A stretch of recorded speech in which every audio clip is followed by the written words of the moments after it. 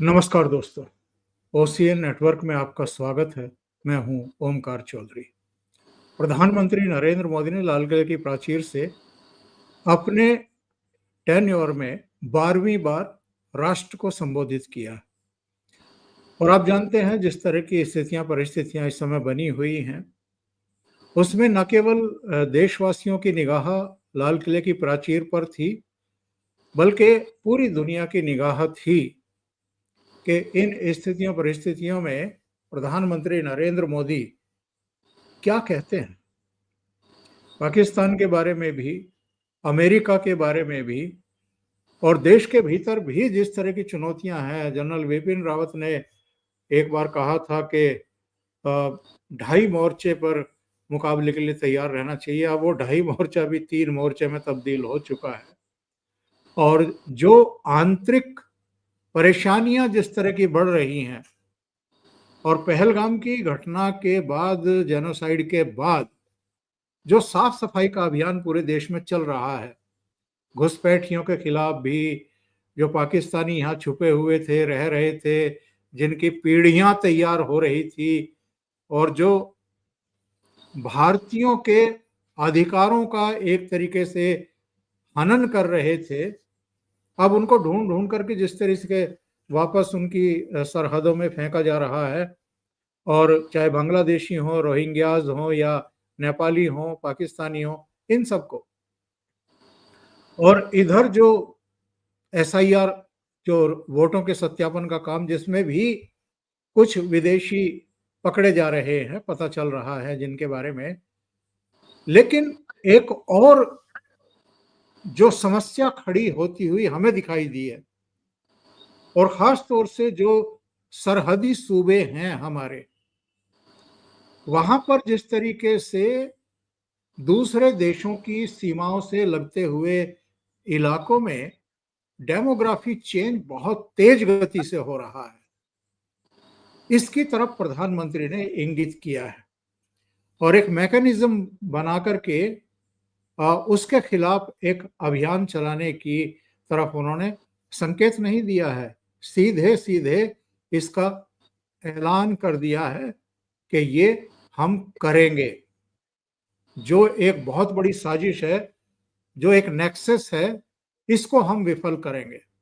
इसके अलावा भी प्रधानमंत्री ने कुछ ऐलान किए हैं, जैसे 2035 तक ये टारगेट रखा है कि जो हमारे आस्था स्थल हैं और जो हमारे अस्पताल हैं और बहुत महत्वपूर्ण बिल्डिंग्स हैं, सार्वजनिक स्थल हैं, जिनको आसानी से निशाना बनाया जाता है, और इस बार भी हमने देखा है, तो इसका भी रक्षा सुरक्षा कवच तैयार करेंगे। ये साफ तौर पर प्रधानमंत्री ने ऐलान किया है। और जरा इस पर भी चर्चा करेंगे।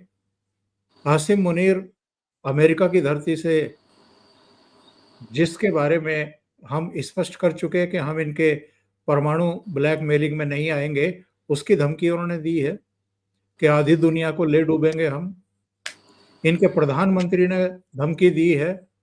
3 स्तर पर बिलावल भुट्टो ने भी कहा है। तो इस पर भी जरा चर्चा करेंगे। इनको भी तो प्रधानमंत्री ने जवाब दिया है। और मेरे साथ जुड़ रहे हैं रक्षा सुरक्षा के विशेषज्ञ, जियोपॉलिटिकल मामलों के भी माहिर, और जिनकी करीब 27 किताबें अब तक प्रकाशित हो चुकी हैं, और जो इस पूरे क्षेत्र और दुनिया के घटनाक्रम पर बहुत बारीक नजर रखते हैं। कर्नल अजय रैना साहब जुड़ रहे हैं। उनको जोड़ करके चर्चा को आगे बढ़ाएंगे। अजय जी, बहुत स्वागत है आपका। नमस्कार ओंकार जी, आपको दर्शकों को बहुत बहुत धन्यवाद जी। अजय जी, ये बताइए कि प्रधानमंत्री नरेंद्र मोदी का जो भाषण रहा है, उसमें खास तौर से सबसे पहले हम डेमोग्राफी चेंज की जो साजिश है, इसकी चर्चा कर लें। ये कितनी बड़ी साजिश है, इसके खतरे कितने बड़े होने वाले हैं, और इसके पीछे का इनका हेतु क्या है, मकसद क्या है? ओंकार जी, आपको और सभी देशवासियों को स्वतंत्रता दिवस की शुभकामनाएं, बधाई। काफी लेट है बट जी जी जी जी बिल्कुल। आपने इनफैक्ट आपके पॉइंट पे आने से पहले मैं एक चीज आपको बताऊं कि एक सेंटेंस बोला प्रधानमंत्री ने और काफ़ी लोग उसको मिस कर गए। मैंने उसको ट्वीट किया बाद में, तो फिर रिस्पॉन्स आने लोगों ने, एक्चुअली सुनने में लोगों को गलती भी लग गई। उन्होंने कहा था स्वदेशी हमारी मजबूरी नहीं मजबूती है, और अगर ज़रूरत पड़ी तो दूसरों को मजबूर करने पे इस्तेमाल की जाएगी। तो आई थिंक उन्होंने एक बहुत क्लियर मैसेज सबको, हमको, बाहर वालों को दिया। आपके पॉइंट पे आता है डेमोग्राफी चेंज, तो देखिए आप, एक हमारी सिविलाइजेशन है, भारत एक सभ्यता है, कोई 150 साल 200 साल वाला देश नहीं है। तो कितने आक्रमण हमारे पे हुए हिस्ट्री में भी और अभी रिसेंटली। इनफैक्ट 2024 का चुनाव भी एक रजीम चेंज का बहुत वो था, एक व्हाट यू से कोशिश थी, हुई नहीं। तो एक कॉमन सेंस बताती है कि अगर आपकी एक ऐसी टारगेट है जो आपके काबू नहीं आ रहा, और जो कि हिस्टोरिकली कभी किसी के काबू नहीं आया, तो आप ऐसे कीजिए कि उनकी जो रीढ़ की हड्डी है उसको तोड़ो। और हमारा सनातन भारत की रीढ़ की हड्डी है, जहाँ जितने भी मज़हब रहते हैं, वो मुस्लिम बन गया, कोई कुछ बन गया, कोई कुछ बन गया, लेकिन इन सब के पूर्वज हिंदू थे, सनातनी थे। और वो लोगों का दूसरे मजहबों में जाना, नॉर्मल तरीकों में जाना, ओवर पीरियड टाइम जाना, फिर वापस आना, फिर वहाँ से छोड़ के कहीं और निकल जाना, वो तो पूरी दुनिया में होता है।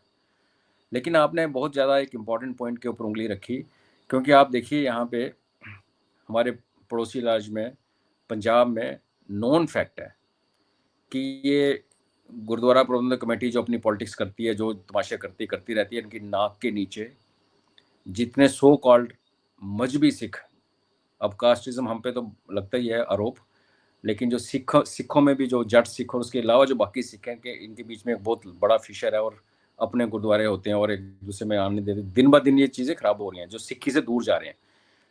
तो वो most of them have converted. कुछ एस्टिमेट तो ये कहता है कि 40% सिख पॉपुलेशन पंजाब की ऑलरेडी क्रिश्चियन हो चुकी है।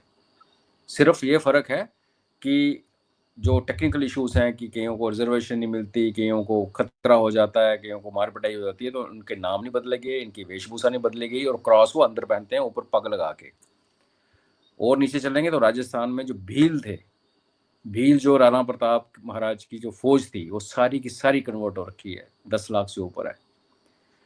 और ये फिर आप जहाँ भी जाते जाएं, आपको हर जगह दिखेगा। और ईस्ट की तरफ जाते हैं तो वहाँ तो बहुत ही बुरा हाल। आपने देखा योगी जी ने बहुत सफाई की नेपाल बॉर्डर के साथ, तो मतलब हज़ारों के मदरसे और ये सब हो गया।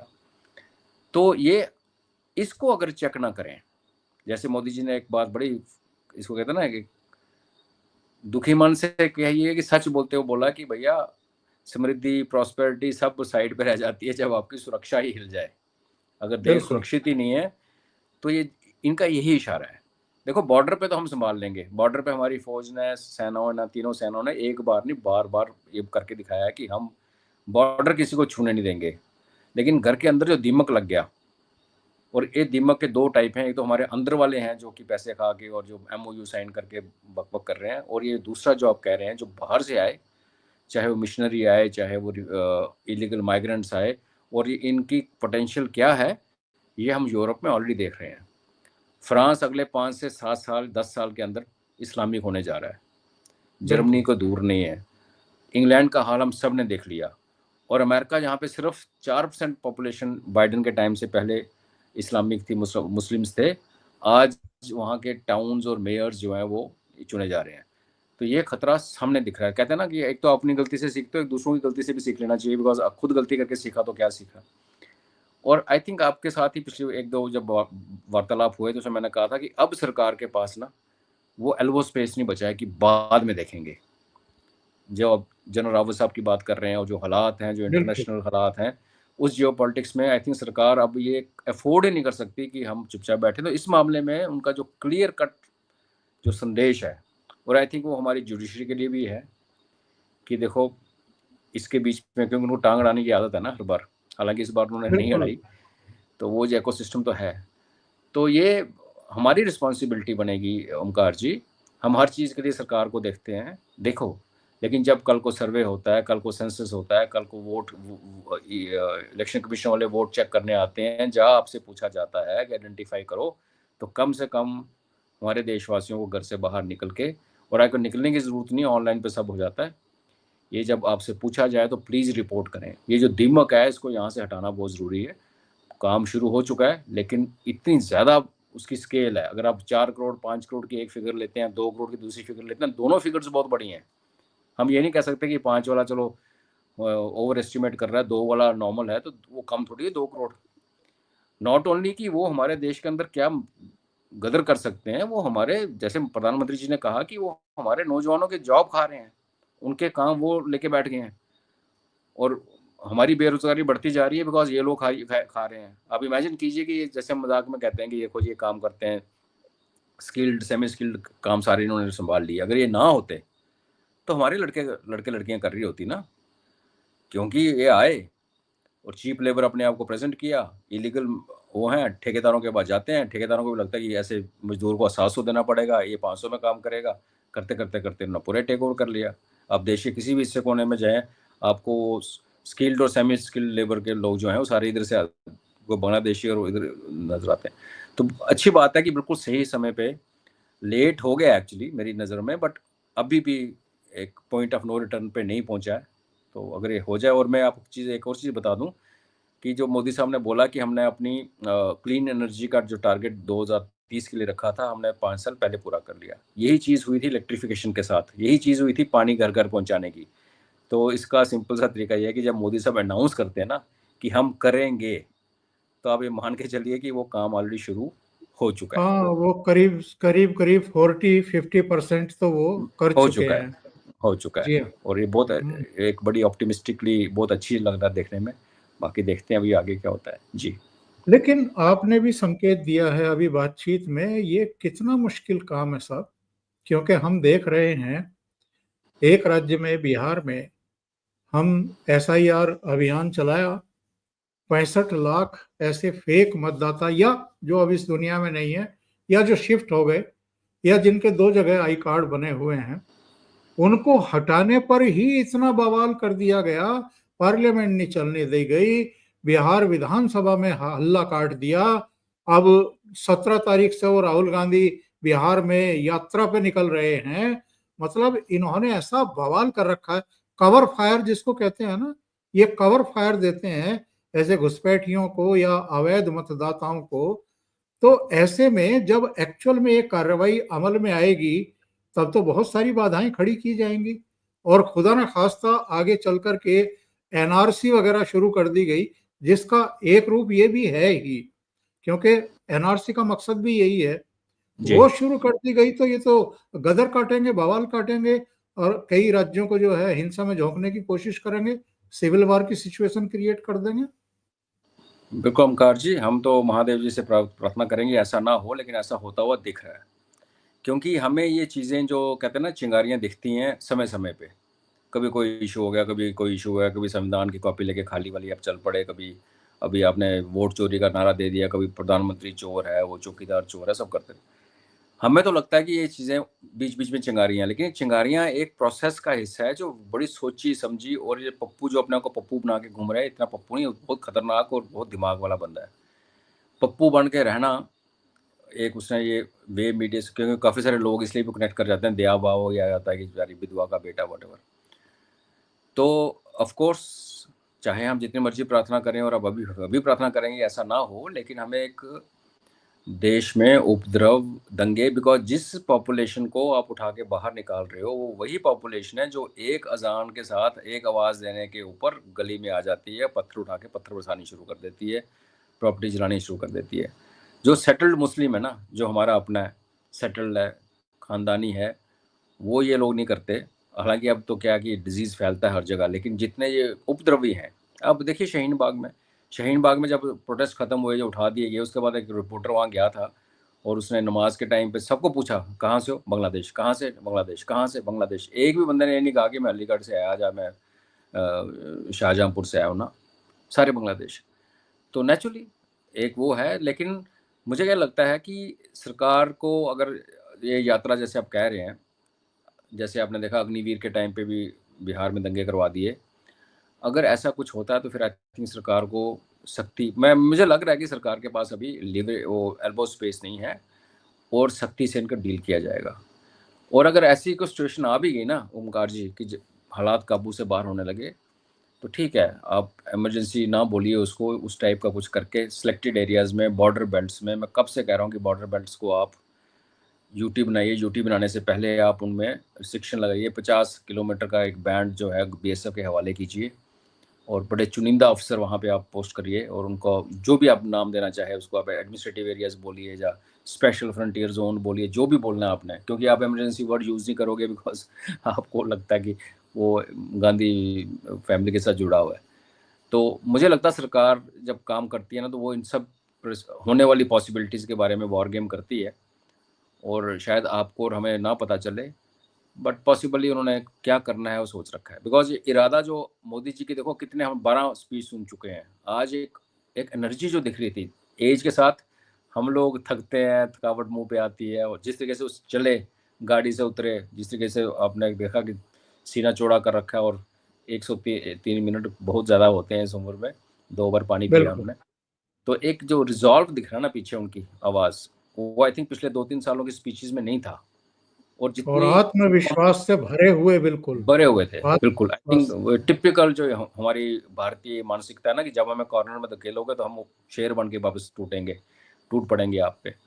तो मुझे तो भरोसा है, बाकी हो सकता है, और हमें देशवासियों को तैयार रहना चाहिए। 0.5 फ्रंट, जिसको 1.0 कहते हैं आजकल, वो कुछ भी कर सकता है, there is no doubt. Ajay ji, ji जो आज प्रधानमंत्री ने एक और बात कही है, वो कही है कि 2035 तक जो हमारे महत्वपूर्ण आस्था केंद्र हैं, अस्पताल हैं, दूसरे सार्वजनिक स्थल हैं जो आमतौर पर निशाना बनाए जाते हैं, और इस बार भी हमने देखा था पुंछ में और कुछ दूसरी जगहों पर नागरिक ठिकानों को जो है वो निशाना बनाया गया, हमारे धर्म स्थलों को भी निशाना बनाया गया, और ये साजिशें होंगी, क्योंकि ये पहलगाम का जो जेनोसाइड है, इसके पीछे की जो मानसिकता थी वो तो ये थी ना कि भारत में एक तो दंगे कराओ, दूसरी बात ये है कि पिछले साल में कश्मीर में जो पर्यटकों की आमद थी वो रिकॉर्ड थी, और जाहिर है जम्मू कश्मीर की जो अर्थव्यवस्था है उसको संबल मिल रहा था, लोगों को रोजगार मिल रहे थे, होटल वालों को, जो आपका टूरिज्म से जुड़े हुए यातायात वाले हैं या होटल रेस्टोरेंट हैं, दूसरे तमाम उससे जुड़े हुए लोग हैं, उनको उनकी बल्ले बल्ले हो रही थी एक तरीके से, जब से ये सब चीजें हो रही थी। तो आर्थिक रूप से तोड़ना और बदअमनी फैलाना, हिंसा फैलाना, तो ये चीजें उनके जहन में हैं प्रधानमंत्री के। उनको ये भी पता है कि आने वाले वर्षों में पाकिस्तान टेढ़ी दुम है, वो मानेगा नहीं, और सेना में ऐसे मुल्ला मौलवी बैठ गए हैं आकर के, मुनीर जैसे, जो कुरान की आयतें पढ़ते हैं और तमाम तरह के उदाहरण देते हैं। तो ये होगा, इसको फेस करना पड़ेगा, उसके लिए तैयारियां भी करनी पड़ेंगी। इसलिए उन्होंने कहा है कि 2035 तक हम ऐसे तमाम जो हमारे आस्था के केंद्र हैं, अस्पताल हैं, सार्वजनिक स्थल हैं, उनकी रक्षा सुरक्षा का एक पूरा मैकेनिज्म बनाएंगे। जी बिल्कुल, हमने आप सिंदूर में देखा, पहलगाम से शुरुआत हुई, आपने बिल्कुल सही कहा है, उसको रिलीजन को आगे रख के किया गया। उसके बाद देखिए जो पाकिस्तान ने अटेम्प्ट की, वो हमारे वैष्णो देवी के ऊपर अटैक हुआ, स्वर्ण मंदिर पर अटैक हुआ, अक्षरधाम पे होगा ये सुना था, रिलायंस की रिफाइनरी पे सुना था कि होने वाला है, अंबानी का नाम उन्होंने खुद ले लिया। गुजरात स्टेट में काफ़ी सारे टारगेट्स हैं, हमारे सोलर प्लांट्स हैं राजस्थान में बहुत बड़े बड़े। तो ये जो प्रोपेगेंडा पाकिस्तान ने किया था, जब हमने उनकी मिसाइलें रोक ली और स्वर्ण मंदिर में नहीं पहुंचने दिए, तो उन्होंने ये कहा था कि भारत ने खुद अपने स्वर्ण मंदिर पे फेंकी हैं, और लकली उस प्रोपेगेंडा का बिल्कुल लोगों ने जब अपनी आंखों से देखी ये चीज़ें कि सामने से उनको शूट डाउन किया जा रहा है। और जम्मू में जो एक ड्रोन गिरा था, वो यहाँ आप शंभू मंदिर है रूपनगर में, उसकी दीवार को तोड़ गया था। तो इन्होंने रिलीजियस प्लेसेस पे अटैक किए। चाइना की हमें पता है हिस्ट्री, कभी हमारा पावर ग्रिड पे अटैक होता है, कभी बैंकिंग सिस्टम पे अटैक होता है। हॉस्पिटल्स किसी भी लड़ाई में और किसी भी सिविल कॉन्फ्लिक्ट में बहुत ज़्यादा इंपॉर्टेंट होते हैं, बिकॉज कोविड में भी आप देखिए कि आज अगर बात हॉस्पिटल की कैपेसिटीज़ पे चली, उस टाइम पे अगर आप उनके ऑटोमेशन सिस्टम फेल कर दें, उनकी ऑक्सीजन सप्लाई काट दें, उनके कंप्यूटर्स बंद कर दें, तो और जो नेटवर्क हॉस्पिटल हैं, जैसे हमारे नारायणा हॉस्पिटल है, तो वो नेटवर्कड है पूरे नारायणा, जितनी भी 10 12 14 ब्रांचेस हैं इंडिया में, वो सारा नेटवर्क, तो वो सब खराब कर देंगे आप। तो ये बहुत बड़ी दूरदर्शिता। और उसमें एक बड़े मजे की बात मैं बताऊं कि ट्रंप साहब तो उस दिन अपने गोल्डन डोम की बात कर रहे थे। हमारे प्रधानमंत्री ने जो एक लाइक आई सेड अगेन पहले कि काम इस पे शुरू हो चुका है, ये आप मान के चलिए। उन्होंने कहा कि ये ना सिर्फ रोकेगा बल्कि उल्टा मारेगा। सुदर्शन चक्र जी हाँ, जैसा जी आज हाँ, उन्होंने जी छोड़ा। हाँ। तो ट्रंप की जहाँ सोच खत्म हुई, हमारे प्रधानमंत्री की सोच वहां से स्टार्ट हुई है। ये फर्क है। वो गोल्डन डोम करके अभी सोच रहे हैं बचाऊंगा कैसे। हमारे वाले कह रहे हैं कि बचाएंगे तो हम पक्का, उसके बाद हम ठोकेंगे भी। और आई थिंक एक देश जिसका नेबरहुड बदमाशों से भरा हुआ है, जो हीरा मंडी, पन्ना मंडी, जो कि दिन रात बिकने के लिए तैयार हैं, और जो कि बाकी सुपर पावर्स का एक कहते हैं ना, हमारे बैकयार्ड में कबड्डी खेलने का जो उनका हिस्ट्री है और जो उनका मंशा है, तो ये बहुत बड़ा एक स्टेप है। और जो लोग कहते हैं कि मेरे 15 लाख नहीं मिले, मेरे 10 लाख नहीं मिले, ये उनको भी एक जवाब है कि जब तुम्हारे घर के ऊपर, तुम्हारी आस्था के केंद्र के ऊपर, तुम्हारे हॉस्पिटल में जहाँ तुम ट्रीटमेंट करवा रहे हो, जो रेलवे नेटवर्क और जो रिफाइनरी और जो डैम्स, और डैम के ऊपर भी थ्रेट उसने मुंह से बोला है आसिम मुनीर। तो जब इन पे सुरक्षा प्रदान की जाएगी तब आपको पता चलेगा कि उस वोट जो आपने वोट दिया इस सरकार को, उसकी कितनी वैल्यू है। तो ये बहुत इंपॉर्टेंट है जी। और अगर ये जो जैसे मैंने कहा ना कि काम इनका शुरू हो चुका होता तब अनाउंस करते हैं, तो दुनिया ने भी यह नोट किया होगा ये कौन सा सिस्टम है जो उल्टा मारेगा। क्योंकि तंत्र में तो हम सुनते हैं ना कि आपने किसी पे टोना किया, आपको प्रॉब्लम हो गया, फिर आप किसी ओझा के पास गए, उसने बोला जिसने आपको किया मैं उसको उल्टा मारता हूँ। ये हमने तंत्र में तो सुना है। तंत्र बिल्कुल। भी साइंस है, लेकिन बैलिस्टिक साइंस में ऐसी वाली चीज दुनिया नोट कर रही होगी आज उठ के। और अभी काफी लोग इस जासूसी में लग गए होंगे, पता करो कर क्या रहे हैं। और वही बात है, जब उस अपने पे आती है तो हम भारतीय कुछ भी कर जाते हैं।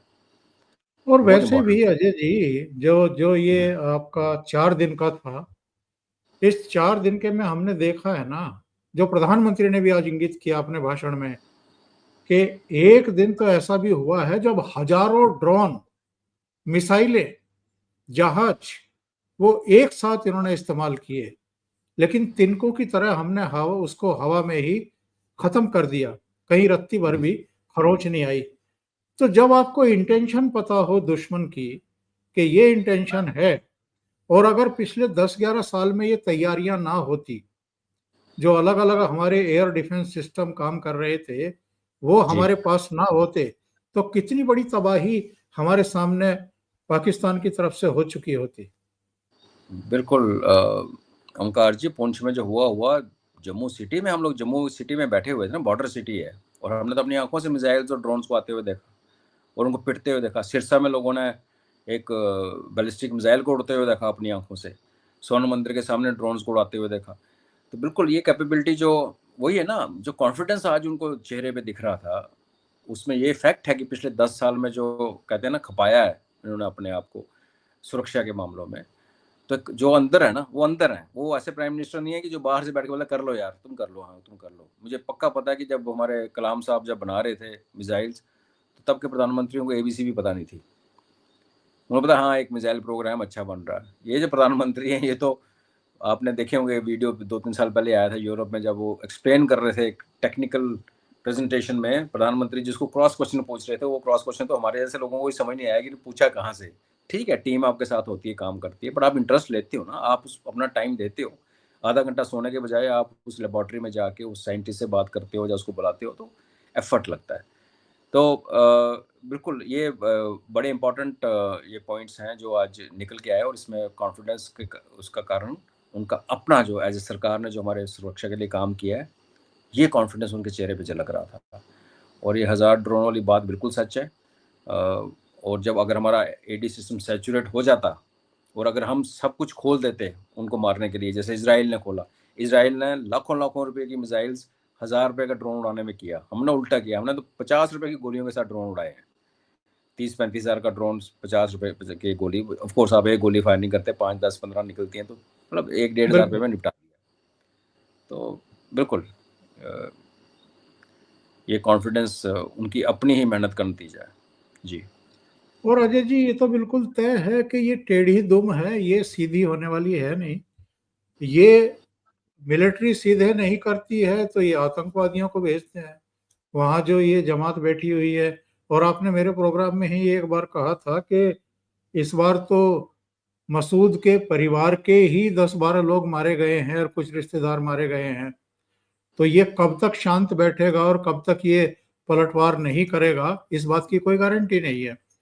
तो जी ऐसी स्थिति में जबकि हमारे सेना प्रमुख जनरल उपेंद्र द्विवेदी साहब बता चुके कि अगला युद्ध बहुत जल्दी होने वाला है, और उनकी कही हुई बात को एक तरीके से पुष्ट किया है अमेरिका की धरती से इनके फील्ड मार्शल ने ये धमकी दे करके कि अगर ये एक तरफा रोक लगाई गई पानी पर और बांध बनाया गया तो हम बांध को उड़ा देंगे मिसाइलों से, हमारे पास मिसाइलों की कोई कमी नहीं है। और लगभग वही जबान फिर इनके वो कठपुतली प्रधानमंत्री ने और बिलावल भुट्टो ने बोली है। तो ये खतरा तो अभी बना हुआ है कि ये मानेंगे नहीं, बार बार पिटेंगे भी और फिर पिटेंगे, लेकिन मानेंगे नहीं। तो इसके लिए भी हमें तैयारी करके रखनी है, और मुझे लगता है कि हमारी सेनाएं तैयार हैं। ऑपरेशन सिंदूर अभी खत्म हुआ भी नहीं है। ओमकार जी, मैं फौजी हूँ और मुझे इतना पता है कि सबसे बड़ा जो प्राइस पे करता है लड़ाई, जब दो देश लड़ते हैं, उसमें सबसे बड़ा जो कीमत चुकाता है वो फौजी चुकाता है अपनी जान के साथ। पूरी की पूरी फैमिली बर्बाद हो जाती है, पीछे बच्चे अनाथ हो जाते हैं, लेडीज़ विधवा हो जाती हैं। आई थिंक इससे बड़ी कॉस्ट कोई क्या। तो इसलिए फौजीज़ को जब भी आप पूछेंगे ना किसी भी फौजी को, तो वो ये कहेगा कि लड़ाई नहीं होनी चाहिए, कोशिश करो कि लड़ाई नहीं होनी चाहिए। लेकिन जो मॉडल हमने दुनिया को करके दिखाया, अभी दुनिया ने देखा 80 घंटे की लड़ाई। अगर आप उसको थोड़ा ध्यान से देखें ओमकार जी, पहले दिन हमने इनिशिएटिव लिया, हमने शुरुआत की, पाकिस्तान को बोला हमने कर दिया, अब तुम रुकना चाहो तो रुक जाओ। फिर उसने किया, फिर हमने किया। ये जो चिड़ी छिक्का का जो बैडमिंटन का मैच था, ये हमने इसको खिलाया, इस तरीके से इसको डिज़ाइन किया। लेकिन जब कमर तोड़ने की बारी आई, देखिए पहले दिन जो हुआ उसमें जैसे मसूद की कमर टूटी, इसकी एलईटी का हुआ, वो तो ठीक है।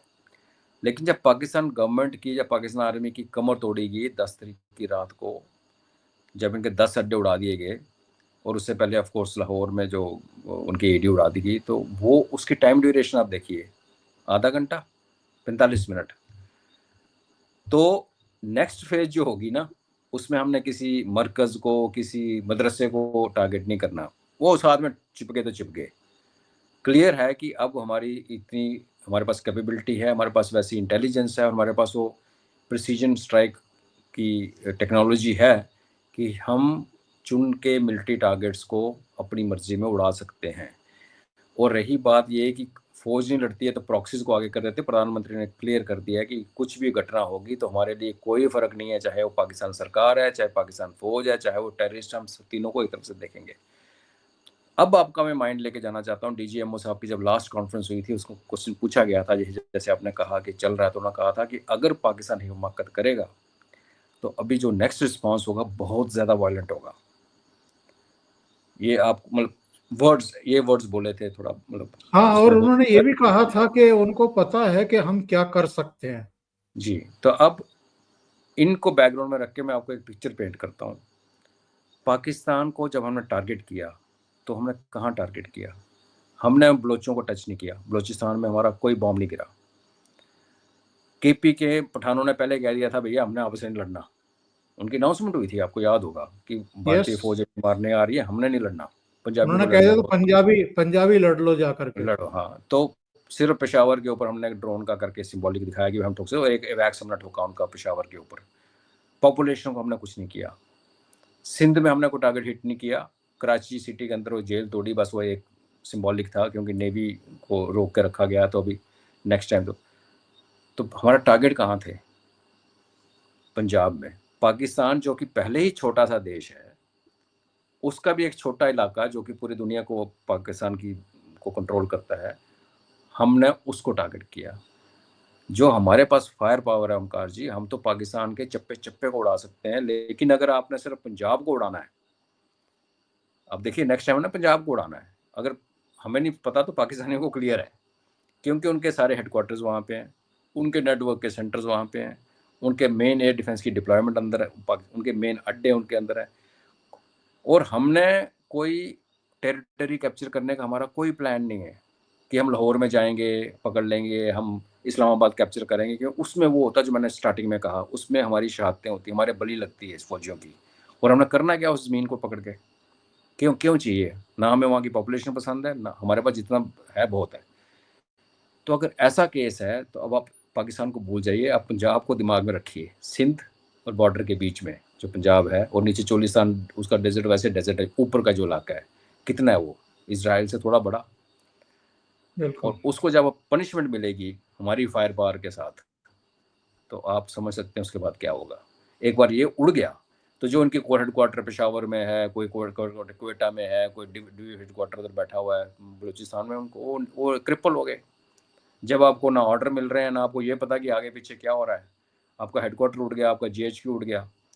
हमने नूर खान में तो उड़ाया उड़ाया, लेकिन जो बचा खुचा है बिल्कुल अब इस बार साइमल्टेनियस होगा। और मुझे आप और आपको और मुझे हैरानगी नहीं होनी चाहिए कि पता चला कि 1 घंटे के अंदर हमने पाकिस्तान की हिस्ट्री चेंज कर दी, पाकिस्तान हिस्ट्री किताबों में चला गया। और फिर बलोचिस्तान ने झंडा उठा लिया, उन्होंने ऑलरेडी झंडा उठा रखा है, पश्तूनों ने झंडा। देखिए कल इनका सो कॉल्ड क्रिएशन डे था, सिंध से कोई सेलिब्रेशन की खबर नहीं आई, बलूचिस्तान में तो गोलियां चलती रही, केपीके में काले झंडे, और पीओजे के वालों ने नारा दे दिया अमेरिका का कुत्ता वर्दी वाला, जो आपने सुना। तो हाँ जिस देश के सो कॉल्ड जो में आज़ादी वाले दिन सिर्फ पंजाब में सेलिब्रेशन हुई, और उस सेलिब्रेशन में भी एक जगह एक ड्रोन ने आके परेड के अंदर अटैक किया, 3 बंदे मर गए। तो अगर आप ऐसे वाला आपका देश का हालात है और उसमें आप हमसे पंगे लेते हो, और ये पंगे की जो इनकी जो लैंग्वेज है, जो बात करने का तरीका है, जो उनका चीफ बोल रहा है, जैसे आपने कहा प्राइम मिनिस्टर ने बोला, इवन मरियम नवाज ने भी कल मुंह खोल के बोला। तो अगर आप 71 से आप मार्च अप्रैल 71 के इनकी रिकॉर्डेड हिस्ट्री निकाल के देखें, नेट पे अवेलेबल है, इनके यही स्टेटमेंट थे, हम ऐसे तैसी कर देंगे, हम ये कर देंगे, हम वो कर देंगे। और जब मार पड़ने की बारी आई तो फिर 93,000 पेंटें उतारी गई, तो तब इन्होंने चूं तक नहीं की। तो वही होने वाला है। मुझे लगता है 50 साल काफ़ी टाइम होता है हिस्ट्री को रिपीट करने के लिए। वही बेवकूफ़ी उनकी लीडरशिप में है, वैसा ही कारनामा वही अमेरिका, उस टाइम भी अमेरिका ही गोद में बैठे होते, अमेरिका की 7th फ्लीट आ भी गई थी, और वही रशिया हमारे साथ तब भी खड़ा था, रशिया इस टाइम भी खड़ा होगा, और चाइना उल्टा एक बोनस बन के साथ में ट्रंप जी ने हमारे गोद में डाल दिया।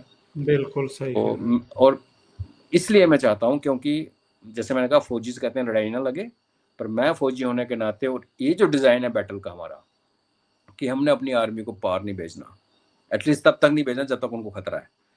तो मैं तो चाहता हूँ कल हो जाए, कल हो जाए, पाकिस्तान कल बेवकूफ़ी करे, और परसों 1-1.5 घंटे में हम पूरे पाकिस्तान को निपटा दें। बिल्कुल जी। सही कह रहे हैं। और कहीं वैसा ही मंजर तो नहीं होगा? द्विवेदी साहब ने एक बात और कही है कि इस बार अकेले पाकिस्तान से लड़ाई नहीं होगी, कोई और भी होगा। तो किसकी तरफ उनका इशारा? अमेरिका की तरफ?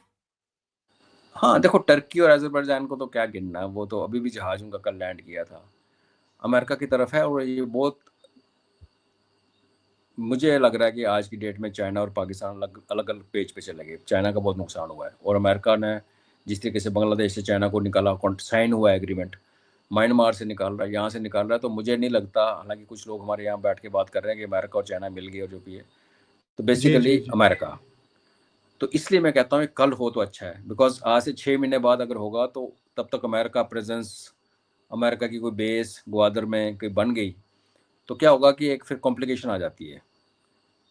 तो इमीडिएटली होना चाहिए, इससे पहले कि अमेरिका के सोल्जर्स या उनके जो, चाहे जो बलूचिस्तान में उनको मार पड़ने के लिए, अगर या मार पड़नी शुरू होगी उनकी, जब वो माइनिंग करेंगे और बलोच उनको पीटेंगे, तो ये अपनी फौज भेजेंगे, देयर इज अ पॉसिबिलिटी। हमें आई थिंक उस सिचुएशन से पहले, यही बात आपने देखा, अगर याद होगा, बांग्लादेश ने करने की कोशिश की थी, चाइना को एयरपोर्ट दे दो, चाइना को बराज बनाने के लिए दे दो, तब भी मैंने कहा था कि ये बन गया तो फिर जब हम बांग्लादेश की पिटाई करेंगे तो चाइना एक थर्ड पार्टी ऑटोमेटिकली बीच में इन्वॉल्व हो जाएगी। यही बिल्कुल सीन यहाँ बन रहा है। अगर हम इनको टाइम देते हैं, और मुझे पता है टाइम इनको ये, क्योंकि इनकी बुद्धि जो है, आपको जैसे आपने कहा कि वो इसके जिसके मरे हैं घर वाले, और वैसे भी ये सुनते कहाँ हैं। और पाकिस्तान, पहले तो ये बहाना होता था कि टेररिस्ट जो है पाकिस्तान गवर्नमेंट की नहीं सुनते। अभी अगर उनका आर्मी चीफ, जो जिसको ट्रंप ने ऑलमोस्ट प्रेसिडेंट ऑफ पाकिस्तान का दर्जा दे दिया, अब लंच करके 2 बार बुला भी लिया, तो अब जो खुद ही कह रहा है, तो ये आज हुआ कि कल हुआ, और जितना जल्दी होगा उतना हमारे लिए अच्छा होगा। तो मैं तो कहता हूँ, वो जो उसने कहा था हम ईस्ट से हमला करेंगे, मतलब बांग्लादेश से कुछ या नेपाल से कुछ करने की कोशिश करेंगे तो प्लीज़ करो। मेरी सिर्फ यही प्रार्थना है कि हमारा नुकसान ना हो, थोड़ा नुकसान होगा जब कुछ ऐसी वारदात होगी।